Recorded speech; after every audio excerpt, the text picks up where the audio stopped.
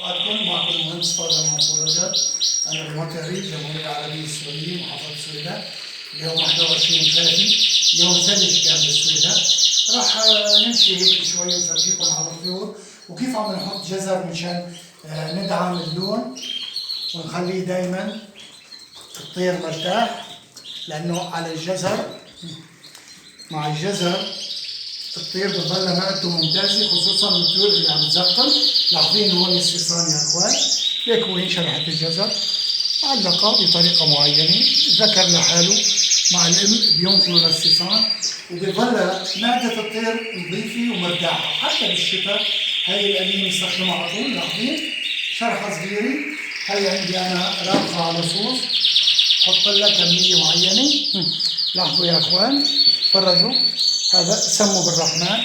هذا طبعا انا بالعادي بقيس حرارة الفرخة، دايما بحط ايدي بقيس حرارة الفرخة. لاحظين حرارتها منيحة. ليكوا الصوص وين؟ صوص واحد كثر خير الله، مع بيض واكل مع جزر. لاحظوا اذا هاي فرخة على البيض، كله رابط على البيض. لاحظين يا اخوان، ايوه هاي فرخة لحالها مجهزين، حاطين لها الديك تبعها. هاي نوعية البنانة الطلس، هاي من النوعية الغالية. عندنا هون صيصان إذا ملاحظين مع أهاليهم، هذول طلعوا من العش. لاحظين بنكمل يوميا على هاي الآلية. شو في عندنا صيصان، هاي عندنا هون كمان في صيصان كمان نحط له دعم.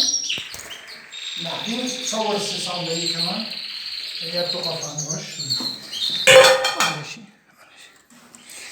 هاي ليك الصيصان وين طلعوا مع الاهالي. ملاحظين هذول اسود عظم. هاي عندنا صيصان كمان جديده مفروز جديد اسود عظم وبناني. لاحظين اللون.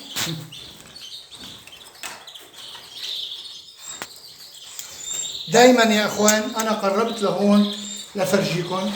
دايما اللي بيسالوني من شان الطبابين، ملاحظين هاي مشمشيه، بس حسيت انه في عندها شويه التهاب مباشره قربتها لعند دفاي بعيدي 70 سنتيمتر. دايما الطير اللي مريض، دايما الطير المريض مباشره نحطه عند الدفاي قبل ما تعمل اي علاج. هاي طريقه المهندس فاضل رجب ببدء العلاج لاي طير بتحس انه شاكك فيه انه عنده مرض او التهاب او شيء معين. اول ما بتسوي تفرز الطير بقفص لحال وبتجيبه لعند دفاي بعيد 70 سنتيمتر، وبعدين بتتصل معنا اذا ما عندك خبره لنحدد لك المرض من خلال فيديو او من خلال صوره او من خلال البراز او من خلال المعطيات والاسئله اللي بنسالك اياها. اذا اول قاعده شو بنسويها؟ بفرز الطير وبحطه بجنب دفاي منشان حرارته تكون جيده ومقبوله، ونكمل شغل وفرز لباقي الطيور. تفرجوا نمشي بابا على جوله على الصيصان وعلى الطيور والامهات الرابخه. انا بكون عم كمل حط جزر. لاحظين يا اخوان،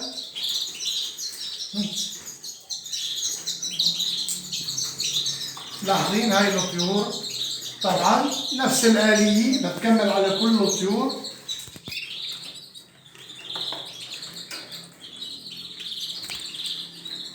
صور الشاشة اللي فيها صيصان بابا.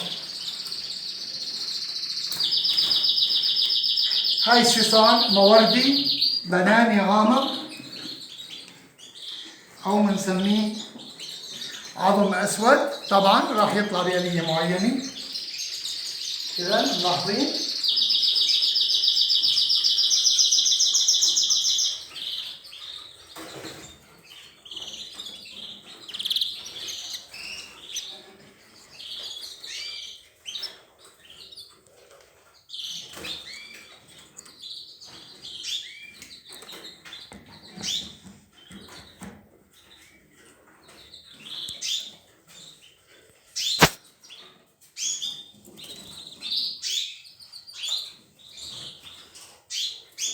إذا هاي جولة على الطيور، يعني أنا عم بصور لكم كأني عم بعمل جولة اطلاعية على الطيور يوميا وكل ساعتين، خصوصا الطيور اللي عندها صيصان بدك تبدل لها أكل، بدك تبدل لها البيض على طول الصيصان. يعني أنا كل ساعة لازم أطلع على المطير وعلى الغرف كلياتها راقب الصيصان، هيك اللي عم بتزقم المياه، براقب إذا الوضع جيد، في حرارة مقبولة، ما في برد زيادة. لاحظين هاي الأنواع الطيور الحلوة بشكل دائم. بدك مراقبة خصوصا لما الأعشاش بتكون مثلانة صيصان، وصيصان من الأنواع الغالية، فإجباري على طول بدنا نصور ونتابع دراسي، نصور ونتابع دراسي. إذا أنا عم صور كأني عم قوم بدراسة بفرجيكم عليها بشكل دائم. إذا نمشي على الطيور أول بأول. الطيور اللي عندها صيصان لازم ندعمها دائما بالجزر بالفجل مشان تضلها مرتاحة كويسة وتدعم صيصانها بالأكل. ليش؟ بتضلها معدة الصوص مرتاحة.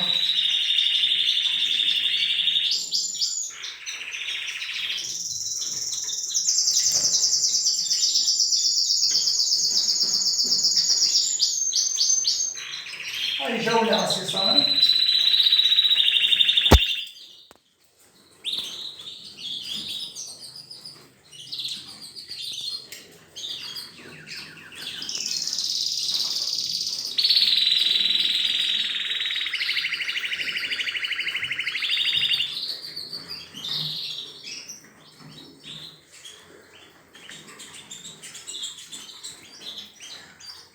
لاحظين هاي لك معباي تمام حصلته، معناتها الصيصان عم تتزقم بشكل جيد. لاحظين حصلتها للصيصان. موردي طلس راح يكون هذا إيزابيل، هذا راح يكون موردي غامق جدا. هذول من الطيور الموردية. الجزر مثل ما قلنا مادة مساعدة مشان تليين معدة الطير، ومادة غذائية جيدة جدا، لازم نحطها بصورة دائمة للطيور.